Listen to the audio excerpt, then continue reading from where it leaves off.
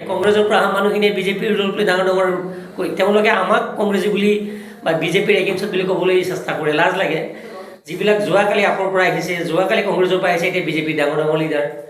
আমাৰ বিজেপিৰ কৰ্মীক 2006 চনত যিবিলাকে কোবাইছিল তেওঁলোক বিজেপিৰ এতিয়া পদবীধাৰী। যিবিলাক মানুহে যাদৱ ডেকাৰ দিনত ইলেকশ্যনত কেম্পেইনিং কৰিব যাওঁতে মহিলাৰ শ্লীলতা হানিৰ বাবে চেষ্টা কৰিছিল, যুগল মেধি বুলি ল'ৰাজনৰ দাঁত ভাঙি দিছিল, জ্যোতিষ গোস্বামী বুলি মানুহজনক ভৰিখনত কোবাইছিল, সেই মানুহবোৰ বিজেপিৰ ডাঙৰ লিডাৰ। আৰু আমি 1997 চনত ভাৰতীয় জনতা পাৰ্টীয়ে কষ্ট কৰা মানুহবোৰ এতিয়া বিজেপিৰ বাবে বা বিদ্যা মণ্ডলৰ বাবে আমি উপেক্ষিত ব্যক্তি, আমাৰ যেন প্ৰয়োজন নাই। আমাৰ বিৰুদ্ধে তেওঁলোকে পোষ্ট কৰিবলৈ প্ৰায় 200টা ফেক একাউণ্টৰ সৃষ্টি কৰিছে। আমি আমাৰ প্ৰতিপক্ষৰ লগত আমাৰো মানুহ আছে, প্ৰতিপক্ষই আমাক জনায় যে আপোনাৰ এগেইনষ্টত পোষ্ট কৰিবলৈ তেওঁলোকে নামত মোৰ এগেইনষ্টত পোষ্ট কৰিবলৈ সাহস নকৰে, নিজৰ নামত নিজৰ ফটোত। কাৰণ তেওঁলোকে জানে অংকুৰ দাসক যদি এগৰাকী ৰাং কুকুৰে খেদি আহে 100গৰাকী বাঘেই তেওঁক খেদি যাব। গতিকে ৰাং কুকুৰৰ ৰূপ লৈ সেইবোৰ মুনাফালোভী কংগ্ৰেছৰ পৰা অহা মানুহ, আমাৰ আপৰ পৰা অহা মুনাফালোভী সেই এজেণ্টবোৰে বিজেপি ধ্বংসযজ্ঞত নামিছে। বিজেপিৰ যিটো মতো, বিজেপিৰ যিটো দৰ্শন, কোনো ধৰণৰ দৰ্শন নোহোৱাকৈ বৰ্তমান সময়ত কমলপুৰ সমষ্টিত এজাক বিপৰীত চৰিত্ৰৰ মানুহে আহি উজান উঠিছে। ফল ৰুইছিল, কোনোবাই গছত উঠিছে এতিয়া ফল খাবলৈ। মাত্ৰ তেওঁলোকৰ মনৰ কথা এইবোৰ মানুহক আঁতৰাই ৰাখিব লাগিব, নহ'লে তেওঁলোকে ফলবোৰ খাবলৈ নাপায়। বেছিদিন নাই, এমাহৰ পিছত আপোনালোকে দেখিব তেওঁলোক নিজৰ নিজৰ স্থানত গুচি গৈছে। কাৰণ যেতিয়া আমি সমাগত নিৰ্বাচনত জয়লাভ কৰি আমি আগুৱাই যাম, সেই ৰাং কুকুৰবোৰে নিজে নিজে আমাক বাট এৰি দি পলাব। সেই দিনটোৰ বাবে কমলপুৰ সমষ্টিবাসী অতি আগ্ৰহেৰে ৰৈ আছে। আপোনালোকে দেখিব সঁচা অৰ্থত কমলপুৰত পদুম, যি পদুম ফুলৰ স্থান কমলপুৰত আছে, সেই পদুম ফুল আমি ফুলাম। বিজেপিৰ টিকট নাপালেও আমি বিজেপিৰ পৰা বহিষ্কাৰ কৰিলেও আমি বিজেপি। আমাতকৈ বৰ্তমান অৱস্থাৰ যিবোৰ মানুহক আপোনালোকে ভাবে ডাঙৰ লিডাৰ বুলি, তেওঁলোক আমাতকৈ ডাঙৰ বিজেপি হ'ব নোৱাৰে। বিজেপিৰ দৰ্শন আমাতকৈ তেওঁলোকৰ বেছি থাকিব নোৱাৰে। গতিকে আজি ডাঙৰ কথা ক'লোঁ, সমাগত নিৰ্বাচনত মোৰ নামটো ইভিএমত থাকিব। তাৰ বাবে যদি দলে কিবা সিদ্ধান্ত লয়, তথাপিও মই কৈছোঁ বিজেপি হৈ আছিলোঁ, বিজেপি হৈ আছোঁ। বিজেপি যিকোনো মোৰ ওপৰত যদি ব্যৱস্থাও গ্ৰহণ কৰে, তথাপিও বিজেপি হৈ থাকিম। কোনোবাই আঁতৰাই দিলে আমি আঁতৰাই যোৱা মানুহ নহয়। বিজেপি আমাৰ হৃদয়ত আছে, বিজেপি আমাৰ জীৱনত আছে। জীৱনৰ অন্তিম ক্ষণলৈকে আমি বিজেপি দলৰ দৰ্শনত আমি থাকিম। যাৰ বাবে কমলপুৰ সমষ্টিবাসী ৰাইজে কৈছে যে জিকাৰ পিছত আকৌ কিন্তু যদি বিজেপি দলে মোক টিকট নিদিয়ে, মই গভীৰ প্ৰত্যয় আৰু আত্মবিশ্বাসেৰে কৈছোঁ বিজেপিৰ বাহিৰে জীৱনৰ দ্বিতীয় পচন্দ আমাৰ হ'ব নোৱাৰে।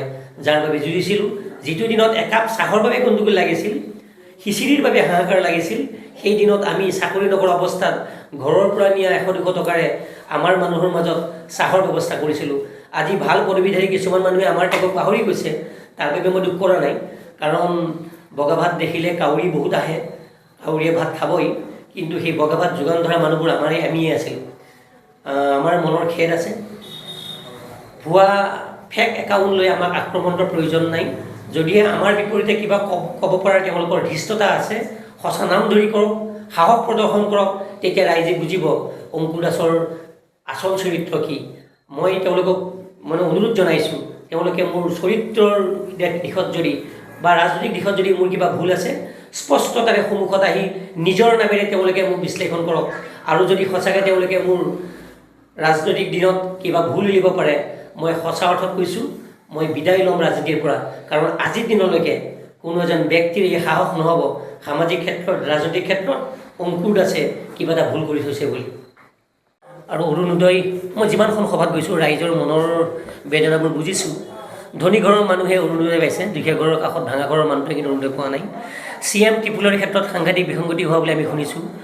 বিভিন্ন কাৰ্যকৰ্তাই বিভিন্নজনৰ নামত CM টিপুলে এলটমেণ্ট কৰিছে, পইচা লৈছে। আৰু এনেকুৱা ধৰণৰ অভিযোগ আমি শুনিলোঁ যে তেওঁ বাছি দিয়া মানুহজনক তেওঁ কৈছে তোমাৰ নামত মই CM টিপুলে আনি দিম, কিন্তু পইচা আধা হ'ব।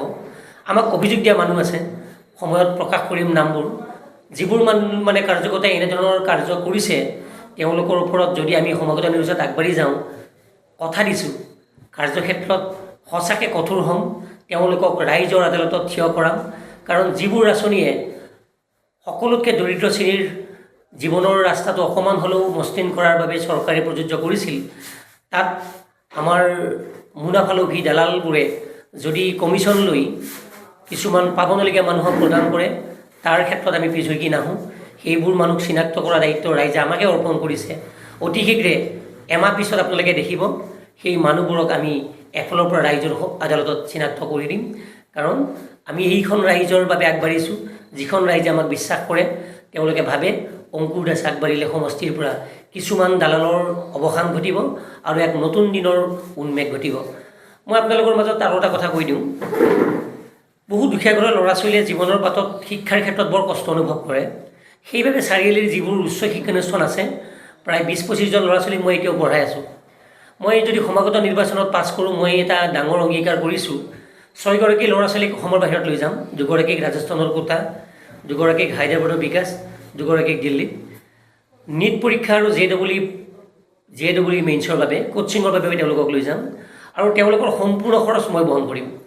আৰু তেওঁলোকে মোক তাৰ পৰা ষ্টাডি মেটেৰিয়েলখিনি প্ৰত্যেক দিনাই মোক দিব, কি পঢ়ালে সেইখিনি ষ্টাডি মেটেৰিয়েল লৈ মই সন্মুখৰ পূব কামৰূপ কলেজত কমলপুৰ সমষ্টিৰ 100গৰাকী দুখীয়া ঘৰৰ ল'ৰা, যিবোৰৰ দেউতাকে ই ৰিক্সা চলাই, হাজিৰা কৰে, ঠেলা চলায়, তেওঁলোকৰ সন্তানবোৰ যিবোৰে শিক্ষাৰ ক্ষেত্ৰত আগুৱাই গৈছে, তেওঁলোকৰ বাবে মই এক কোচিং ইনষ্টিটিউট তৈয়াৰ কৰিম, যাৰ দ্বাৰা সমাগত 5 বছৰত আমাৰ মাজত 5গৰাকী হ'লেও ডাক্তৰ পাম, 5গৰাকী হ'লেও IITত পৰা ল'ৰা ছোৱালী পাম, 5গৰাকী হ'লেও NITত পৰা ল'ৰা ছোৱালী পাম।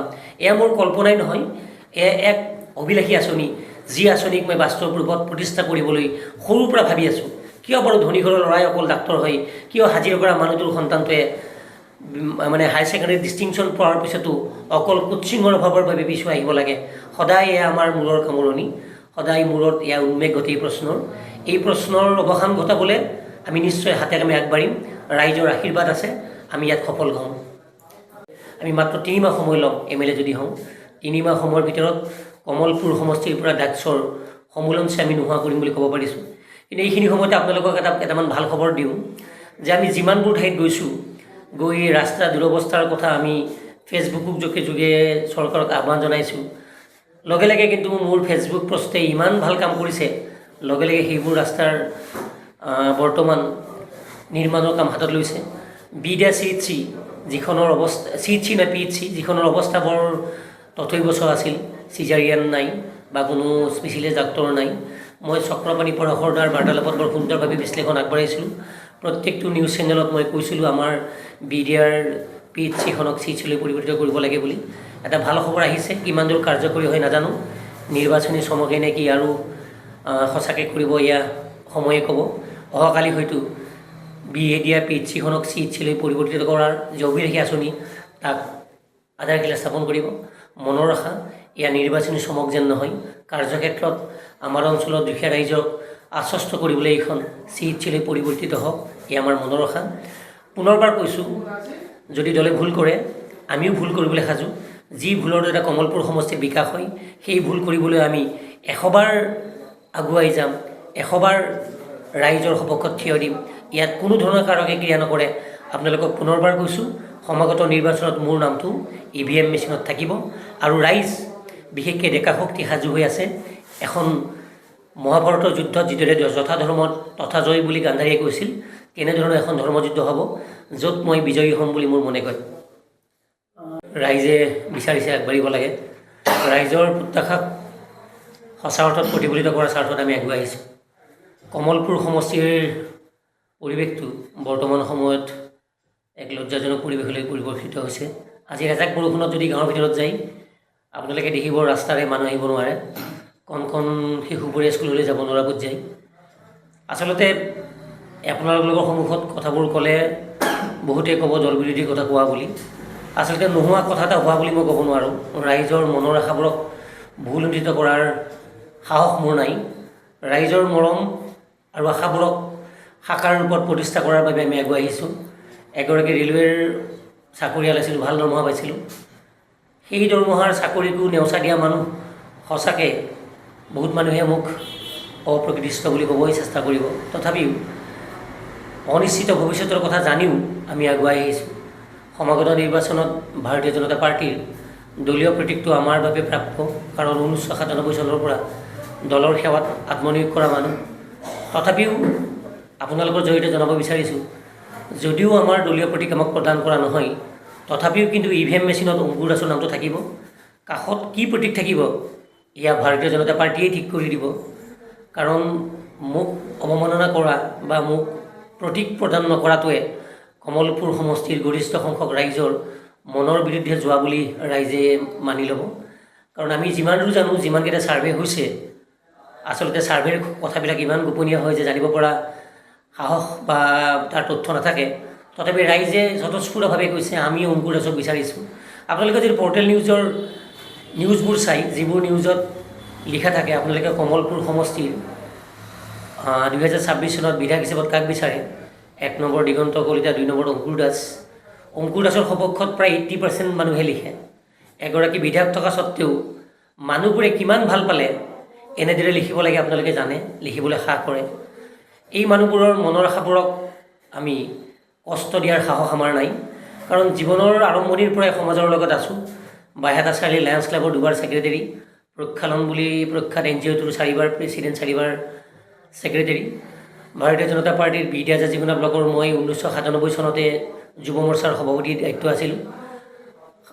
মূল সমিতিৰ সাধাৰণ সম্পাদক আছিলোঁ। উত্তৰ কামৰূপ জিলাৰ 2বাৰ, এবাৰ যাদৱ ডেকা প্ৰেছিডেণ্ট থাকোঁতে মই সাধাৰণ সম্পাদক, এবাৰ ভৱেশ কলিতা ডাঙৰীয়া সভাপতি থাকোঁতে মই সাধাৰণ সম্পাদক, ষ্টেট কাউন্সিল মেম্বাৰ আছিলোঁ এবাৰ। গতিকে তেনে অৱস্থাত প্ৰত্যেকটো মুহূৰ্তত, আৰু এতিয়ালৈকে মই এগৰাকী এক্টিভ মেম্বাৰ, তেনে অৱস্থাত মোৰ মনে নকয় যে আমাক ডিপ্ৰাইভ কৰিব। কাৰণ 2021 চনত কমলপুৰ আৰু কৰৰাৰ সভাত আমাৰ কৰ্মদক্ষ মুখ্যমন্ত্ৰী হিমন্ত বিশ্ব শৰ্মা ডাঙৰীয়াই ৰাইজৰ সন্মুখত প্ৰকাশ্যে ঘোষণা কৰিছিল যে আমাক ভৱিষ্যত দিনত 2026 চনত সুযোগ দিব। গতিকে তেওঁৰ কথাবোৰ আমি শিলৰ ৰেখা বুলি ভাবোঁ। গতিকে শিলৰ ৰেখাৰ যথাৰ্থতা প্ৰমাণ কৰিবলৈ নিশ্চয় তেওঁ এইবাৰ আমাক আগুৱাই দিব। আচলতে যদি সমষ্টিবাসীৰ মনৰ কথা বুজিছে, তেনেহ'লে এক নিশ্চিত পৰাজয় ৰোধ কৰিবৰ বাবে ভাৰতীয় জনতা পাৰ্টীয়ে মোক টিকট প্ৰদান কৰিব বুলি ৰাইজৰ আশা। আমাৰ মাত্ৰ এটাই মনৰ আশা, কমলপুৰ সমষ্টিৰ নৱপ্ৰজন্মক বিদ্যায়তনিক ক্ষেত্ৰত, শৈক্ষিক দিশত এক নতুন দিগন্তৰ পিনে আগুৱাই লৈ যোৱাৰ বাবে আমি পৰিকল্পনা হাতত লৈছোঁ। বাইহাটা চাৰিআলিৰ পৰা মুক্তাপুৰ অঞ্চললৈকে মাৰাত্মক ড্ৰাগছৰ প্ৰকোপত আমাৰ নতুন প্ৰজন্ম বিকলাংগ হোৱা বুলি আমি পংগুৰ জীৱন সামৰি ল'ব লগা হ'ব বুলি আমি জানিছোঁ। সেইবাবেই তাৰ ওপৰতো আমি